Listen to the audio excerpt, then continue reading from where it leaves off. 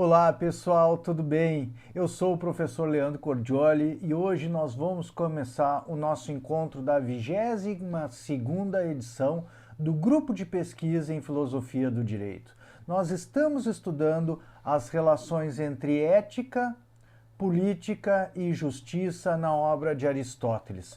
Hoje eu gostaria de estudar com vocês um trecho que eu também considero fundamental da Política, livro 7, capítulo 1, em que o Aristóteles vai tratar se o bem da cidade é o mesmo e coincide com o bem do indivíduo. Esse é um trecho fundamental porque, como a gente sabe, o bem do indivíduo é objeto do estudo da ética e o bem da comunidade é o objeto da política. E se os dois se interrelacionam, isso acaba fazendo uma ponte em termos de conteúdo e de matéria entre a ética e a política. Então, eu não vou demorar mais e já vou começar o nosso estudo aqui. Diz o Aristóteles, na Política, livro 7, capítulo 1, o bem supremo para a cidade e para o indivíduo. Só relembrando que neste capítulo Aristóteles vai estudar o que é a constituição e o regime político da melhor cidade, da melhor em absoluto. Logo, não só é o objeto de estudo o bem supremo, né, o bem da melhor cidade, como também é o objeto, então, o que consiste a justiça na melhor cidade. Diz o Aristóteles na Política. Ao encetar-se uma investigação adequada do melhor regime, é necessário determinar primeiramente o modo de vida preferível. Se este aspecto não for claro, também não será o melhor regime. É natural que sejam os povos mais bem governados que em dadas circunstâncias tenham a melhor vida, a menos que suceda algo de anormal. Neste sentido, antes de mais, temos que nos pôr de acordo em que consiste para todos a vida preferível, e só depois saber se a vida preferível para o indivíduo coincide ou não com a comunidade. Então, aqui já começa interessantemente, né, mostrando que se uma sociedade quer ser uma sociedade, uma boa sociedade, realizar o bem comum, é fundamental que essa sociedade se preocupe com os seus governantes. Bons governantes, se não acontecer nada de anormal, que nem diz o Aristóteles, governarão bem a cidade e ela vai alcançar o seu bem, né? Em circunstâncias normais ou propícias, pelo menos, né? Em circunstâncias anormais, aí mesmo bons governantes terão dificuldade. Mas pelo menos terão condições de enfrentar melhor essas dificuldades. Seguindo aqui na política, tendo em conta que já falamos o suficiente sobre a vida preferível nos estudos esotéricos, passemos adiante. Ninguém verdadeiramente refuta a classificação segundo a qual os bens se escalonam em 3 níveis: bens exteriores, bens do corpo e bens da alma. Bens exteriores, por exemplo, a riqueza, né? Bens do corpo, a saúde, por exemplo, poderia dizer, né? E bens da alma, as virtudes. Então, a gente poderia até, né, colocar aqui também tem o bom nome, a honradez, né? A honra pode ser um bem exterior também. Os prazeres, eu acho que eu classificaria aqui como bens do corpo, talvez. E bens da alma, certamente, é o desenvolvimento das nossas capacidades anímicas, seja elas éticas, né, que dizem respeito à parte não racional da alma humana, seja elas de anonética, que dizem respeito à parte racional da alma humana. Seguindo aqui, aliás, essa mesma classificação aparece no livro 1 da Ética Nicômaco, quando ele vai estudar em que consiste a felicidade humana. Ali no livro 1 diz que o objeto da ética é o estudo do bem humano. E o bem humano ninguém discorda que seja a felicidade. Agora, em que consiste a felicidade? Este é um grande problema. Aí ele vai dispor vários projetos de felicidade e vai usar essa mesma classificação para classificá-los, né, no livro 1 da Ética Nicômaco. Ou seja, bens exteriores, bens do corpo e bem da alma. E ele conclui que são os bens da alma, né, as virtudes que consistem fundamentalmente no bem humano. Segue aqui. Ninguém com efeito teria por venturoso, por feliz, né? Acho que é Makarion no grego aqui, o homem que não possuísse um pouco de coragem, de temperança, de justiça e de prudência. Ou seja, o Aristóteles traz aqui uma tese que, na verdade, é uma tese platônica, que são as 4 virtudes principais, né? As 4 virtudes cardeais, que são coragem, a temperança, a justiça e a prudência. 4 virtudes principais porque sem elas ninguém conseguiria desenvolver o seu caráter. Na ausência de qualquer uma dessas virtudes, por exemplo, uma pessoa que não seja corajoso não conseguiria ser justo. Uma pessoa que não fosse temperante não conseguiria ser justo. Uma pessoa que não fosse prudente não conseguiria ser nem justo, nem corajoso, nem temperante. É necessário, como às vezes é devido em função da virtude da justiça ao outro, né? Que a virtude da justiça é aquela que leva cada um a ter o próprio de acordo com a lei e não ter o alheio. O que é devido a si mesmo ou ao outro, muitas vezes é um ato de coragem, um ato de temperança, que nem a gente já viu aqui em inúmeros encontros. Então, essas são as 4 virtudes principais. Essa é uma tese platônica que aparece, por exemplo, na República. Em raras ocasiões, o Aristóteles define as 4 concomitantemente. Muitas vezes ele coloca só 3 virtudes, mas ele não sustenta, pelo menos eu não encontrei na obra dele nenhum ponto em que ele sustenta com tanta veemência o quanto Platão e o próprio Tomás de Aquino sustentam as 4 virtudes cardeais. Mas o que o Aristóteles sustenta na Ética a Nicômaco é uma tese que é um pouco mais ampla e que envolve outras virtudes, que é a conexão das virtudes. Diz ele lá na Ética Nicômaco, livro 6, que ninguém poderia ser feliz ou desenvolver qualquer uma das virtudes se não desenvolvesse as outras. Há uma conexão entre virtudes. Se a pessoa quer ser prudente, tem que ter coragem, tem que ter justiça, tem que ter temperança e outras virtudes também. O caráter se desenvolve integralmente, não segmentadamente, né? Você, se quer ser uma pessoa feliz e desenvolver as suas capacidades, você deve se preocupar em desenvolver todo o seu caráter, não só parte. Por exemplo, não adianta um estudante de direito apenas querer desenvolver a virtude da justiça para ser um melhor operador do direito, melhor advogado, juiz ou mesmo promotor ou defensor público. Ele deveria buscar desenvolver também a coragem, a temperança e a prudência. Então, há uma conexão para o Aristóteles dessas virtudes, né? Ninguém consegue segmentar o desenvolvimento do seu caráter em partes e desenvolver só alguns aspectos, porque no final, por exemplo, que nem eu disse, muitas vezes por justiça você deve atos de coragem, você deve atos de temperança e às vezes você deve atos da própria justiça, que é, né, não querer o que é do outro, ou seja, não ser uma pessoa gananciosa em mau sentido. O justo quer o que é próprio e não quer o alheio. Né? Quem dá a cada um o seu direito possui a virtude da justiça. O ganancioso, o injusto, ele quer o que é do outro. Muitas vezes o que é do outro é um ato de temperança, um ato de coragem, e nesse sentido isso acaba influenciando. Bom, voltando aqui, e isso aqui é um argumento, né? Se ele separou os bens em bens exteriores, bens do corpo e bens da alma, ele vai construir um argumento aqui para mostrar que esses bens da alma, que são as virtudes, e ele cita as 4 aqui, né? A temperança, a justiça, a coragem e a prudência, são fundamentais para a felicidade do indivíduo.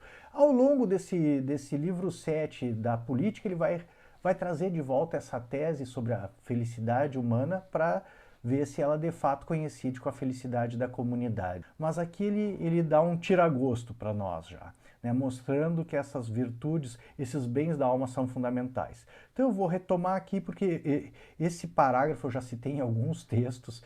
Primeiro porque ele cita as 4 virtudes cardeais. Segundo porque ele dá exemplos, né? Então isso ajuda o pessoal que não conhece muito a obra do Aristóteles a compreender. Então vou retomar aqui e vocês vão entender aonde eu quero chegar com os exemplos. Diz o Aristóteles: ninguém com efeito teria por venturoso o homem que não possuísse um pouco de coragem, de temperança, de justiça e de prudência, mas que tivesse medo de uma mosca que voasse em torno de sua cabeça, que fosse incapaz de se abster dos maiores excessos para satisfazer o desejo de comida ou bebida, ou que exterminasse uma mão cheia de amigos íntimos, ou que sua mente se afigurasse tão insensata e errática como a de uma criança ou de um louco. Ou seja, por mais que a pessoa fosse rica, fosse famosa, fosse honrada, fosse poderosa, se essa pessoa tivesse uma injustiça, né, um ímpeto na sua alma, né, no seu caráter, de que poderia levá-lo a matar uma mão de amigos sem sentir nada assim de remorso, nem culpa, nem tentar, porque uma pessoa justa nunca faria uma ação dessa. Agora eu digo, se a pessoa ainda fizesse isso e não tivesse nenhum sentimento em relação aos seus amigos, essa pessoa, diz o Aristóteles, não seria uma pessoa feliz. Uma pessoa que pode matar uma mão de amigos sem remorso, essa é uma pessoa infeliz. Assim como uma pessoa que tem medo até de uma mosca que voa sobre sua cabeça. Essa é uma pessoa tão covarde, que ela não adianta uma grande quantidade de dinheiro, uma grande quantidade de prazer, uma grande quantidade de poder, de honra, que ela não vai ser uma pessoa feliz. Aí, por isso que a tese dele aqui, de forma abreviada, ele sustenta que a felicidade consiste mais nos bens da alma. E diz ainda aqui, né, uma pessoa também que não conseguisse se conter diante dos excessos de comida e bebida, ou seja, da temperança, pessoa que se atira aos prazeres de uma forma desmedida e incontrolada, sofre, sei lá, diversos males, né? E essa pessoa também não poderia ser considerada feliz. Então a pessoa, pelo menos essas virtudes da coragem, da temperança, da justiça, da prudência, são necessárias para que a gente possa considerar essa pessoa feliz. Dando seguimento, todos concordariam com o que acabamos de referir. Todavia, as diferenças acentuam-se quando se trata de definir a quantidade e a proeminência desses bens. Alguns consideram que basta uma certa quantidade de virtude, mas buscam a abundância ilimitada de riqueza, patrimônio, poder, glória e bens semelhantes. Além disso, é fácil responder a tal posição com a prova irrefutável dos fatos.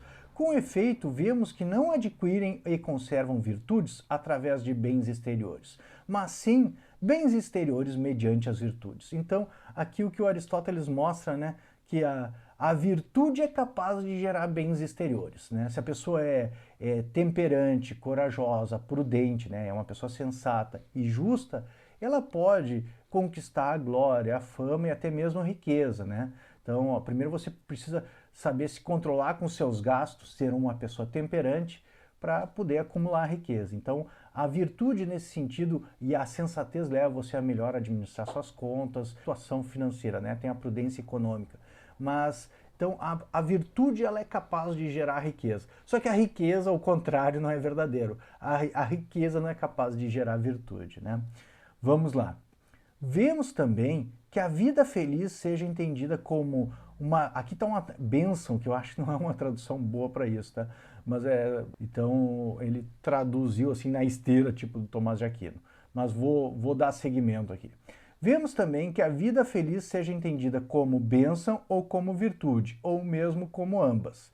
É apanágio de homens que se destacam pelo caráter e pela inteligência, mesmo que tenham poucos bens exteriores. Ou seja, a gente considera feliz aqueles que se destacam, né, por uma... Aqui poderia ser por uma graça, mas também ainda é uma linguagem, né, cristã, por sua virtude ou pelas duas coisas, né, e que isso é um atributo de homens que se destacam pelo caráter e pela inteligência, mesmo que eles tenham poucos bens exteriores. Então, mesmo que a pessoa não tenha muitas riquezas ou não tenha muita glória, você ainda vê que eles são pessoas realmente realizadas, realizaram suas capacidades. Outros podem possuir esses bens exteriores, muito para além do que lhes é necessário, mas carecem de outros referidos.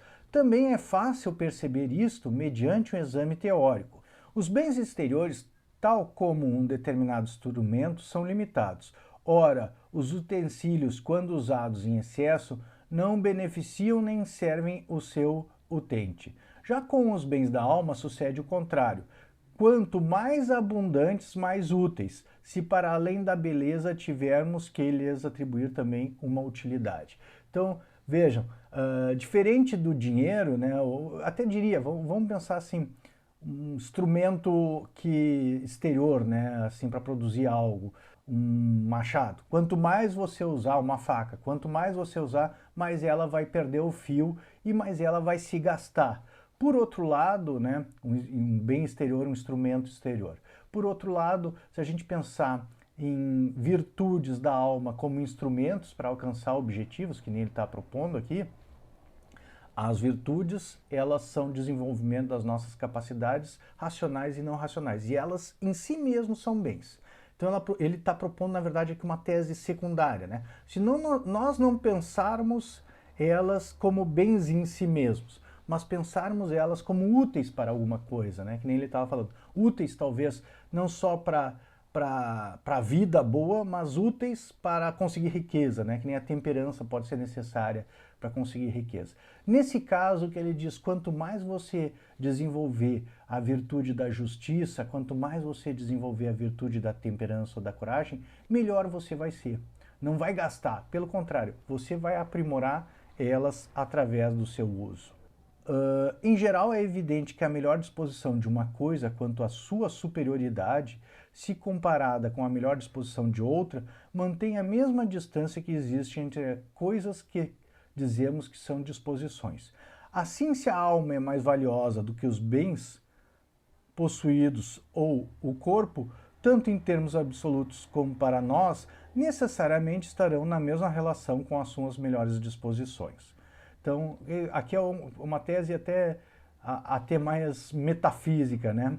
Então, em termos assim, se a alma é mais valiosa, né, do que os bens e do que o corpo, as disposições da alma devem também ser mais valiosas do que as disposições do corpo, né?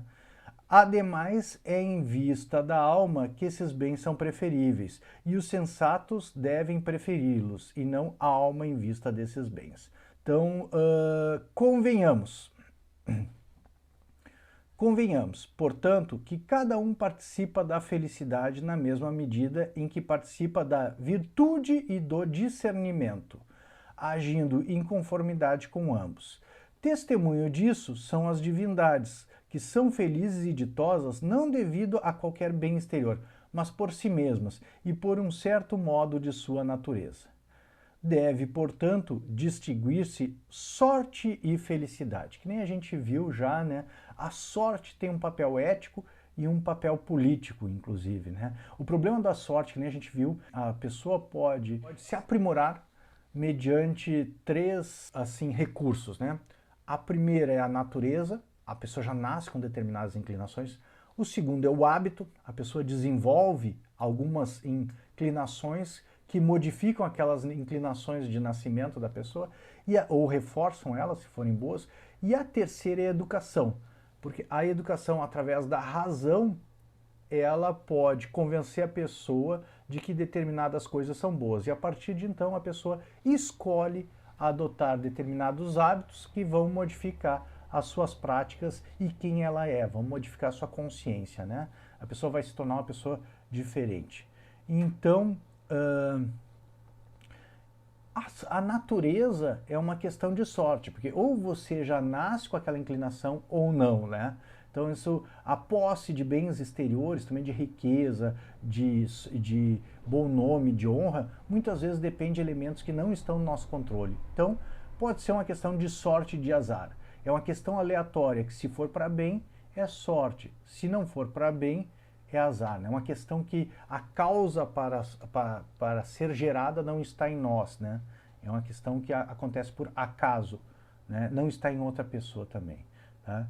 A segunda natureza, né, essa que a gente pode desenvolver em termos de hábito, isso depende das nossas escolhas. Isso a gente consegue mudar, né? Mesmo que a gente tenha uma inclinação para determinada forma, através do hábito a gente pode mudar ela, se ela é má, se ela não é uma boa inclinação. Por exemplo, né, se a gente tem uma inclinação à preguiça a não estudar, a gente, através da disciplina, pode se acostumar a ler e estudar sempre em determinado horário, e vai chegar uma hora que isso é um hábito. Você vai fazer não porque você está se obrigando a fazer, mas porque você já sabe que aquela hora é a hora de estudar e já nem pensa mais a respeito. Já criou o hábito de estudar em determinado horário, né? Então, o hábito pode modificar uma inclinação inicial que não seria uma inclinação boa, mas você, através do hábito, pode modificá-la. E a terceira é a própria educação, porque se você entender a bondade de algumas coisas e por que elas são boas, você pode ter mais claramente o objetivo para realizá-las, né? Ter isso mais claro, essas coisas serão mais claramente realizadas, como também você pode se convencer exatamente de por que elas são boas e ter mais um impulso melhor, não só para realizá-las mais precisamente, mas com mais, como diria o Tomás de Aquino, né? Perpetuidade, com mais firmeza, né? Você realiza mais convicto do que está realizando certo. Então o estudo pode mudar também a pessoa e implementar novos hábitos e mudar as inclinações naturais. Então parte é uma questão de sorte, mas parte não é mais uma questão de sorte, é uma questão de fazer as escolhas certas ou de ter o ensino apropriado. Então parte está na nossa disposição escolher ou não, parte não. Né? E isso funciona da mesma forma no regime político. Bom, seguindo aqui, os bens exteriores à alma dependem do caso, diz o Aristóteles, e da sorte. Ou seja, aquilo que eu estava falando, né? O dinheiro, o poder, a fama, isso aí depende de acaso e de sorte. Porque às vezes, por mais que você faça tudo para ganhar o dinheiro, às vezes ele escorrega das suas mãos, sai das suas mãos, né? Bom, segue o Aristóteles. Ninguém, pelo contrário, é justo ou prudente por sorte ou por causa de sorte. Então, né, a pessoa pode ficar rica por causa da sorte, né? Mas justo ou prudente vai se tornar mediante as suas escolhas e os desenvolvimentos das suas capacidades anímicas, né? Das suas capacidades da alma, capacidades do caráter. A partir deste argumento, segue-se que a cidade melhor é simultaneamente feliz e próspera. Ora, é impossível que as coisas corram bem aos que não agem bem, e não há obra boa, seja do indivíduo, seja da cidade, a revelia da virtude e da prudência. Ou aqui ele faz várias, a gente pode tirar várias aproximações, né? Ou seja, uma comunidade política, vamos pensar um país hoje, em vez de uma cidade-estado, né? Um país, para ele ser feliz e próspero, depende do desenvolvimento por parte dos seus cidadãos e dos seus governantes, da comunidade política, dessas características que ele destacou, né? Da coragem, da temperança, da prudência e da justiça. Se os seus cidadãos e os seus governantes não desenvolverem essas características no seu caráter, é impossível que esse país mantenha uma condição de prosperidade, felicidade para os seus cidadãos de modo duradouro, né? Isso deve ser levado em consideração. Imaginem vocês um país intemperante, né? De gastos assim descontrolados, um país sem coragem. Não digo nem para enfrentar a guerra e defender suas fronteiras, mas para enfrentar os seus problemas e às vezes os seus problemas exteriores, né, os seus problemas de pandemia mesmo, né? Um país insensato, né? Ou um país injusto, certamente não são comunidades políticas que serão boas comunidades políticas, felizes e prósperas, mas as pessoas que vivem nessas comunidades também não serão felizes e prósperas, é consequência. Então, para atingir isso, que nem a gente já viu, é necessário o desenvolvimento do caráter e a educação. Segue o Aristóteles. A coragem, a justiça e a prudência da cidade têm a mesma capacidade e a mesma forma das virtudes que fazem com que o homem que delas participa seja chamado justo, prudente e moderado. Então coincide, né? Aquilo que a gente pode ver numa pessoa, a gente pode estender para a cidade também, né? Ou seja, se a gente olha para uma pessoa e vê que essa pessoa é justa, prudente, moderada, né? É uma pessoa equânime, uma pessoa boa, a gente pode destacar essas características, não necessariamente a cidade que ela vive é também assim, mas a gente pode procurar nessa cidade, pode procurar em qualquer cidade características semelhantes. Terminamos estes breves preliminares, tanto mais que, mesmo sem ser possível deixar de referi-los, constituiria tarefa morosa demorar-nos em questões tão implicadas. Deixamos assente por ora que a vida preferível tanto para o indivíduo como para a comunidade consiste na vida acompanhada de uma virtude com recursos suficientes para a participação nas ações virtuosas. Deixaremos de lado as objeções na presente investigação, tencionando examiná-las mais tarde se alguém ainda não estiver suficientemente persuadido. Bom, brilhante, né? Como na passagem que a gente leu anteriormente, ele conclui que a vida vivida de acordo com a virtude, acompanhada dos recursos exteriores para poder exercer a virtude, isso é felicidade, né? Adiante ele vai acrescentar a vida política e a vida teorética, né? Mas são sofisticações, são refinações para alcançar o que é o melhor do melhor, digamos assim, né? A melhor vida em absoluto. Se a gente for pensar o que é uma boa comunidade política, né? O que é um bom país, o que é o bem comum, não apenas o interesse comum dos cidadãos brasileiros, mas o que é o bem comum do Brasil. O bem comum vai envolver direitos sociais que a gente consideraria, né? Como alimentação, casa, educação, saúde, previdência social, mas vai envolver mais do que isso, condições, inclusive materiais, mas também morais e éticas, para que as pessoas desenvolvam as suas capacidades anímicas a ponto de tornar-se pessoas virtuosas, em que a virtude da justiça é valorizada, a coragem é valorizada, a temperança é valorizada e a prudência também é valorizada. E aí o bem do indivíduo, o bem do cidadão brasileiro, do homem e da mulher brasileiros serão coincidentes com o bem da comunidade. E para isso é necessário, se a gente não consegue que todos sejam pessoas boas, pelo menos que os governantes sejam pessoas boas. Que nem a gente viu, o governante ele vai influenciar através da lei no caráter da comunidade política.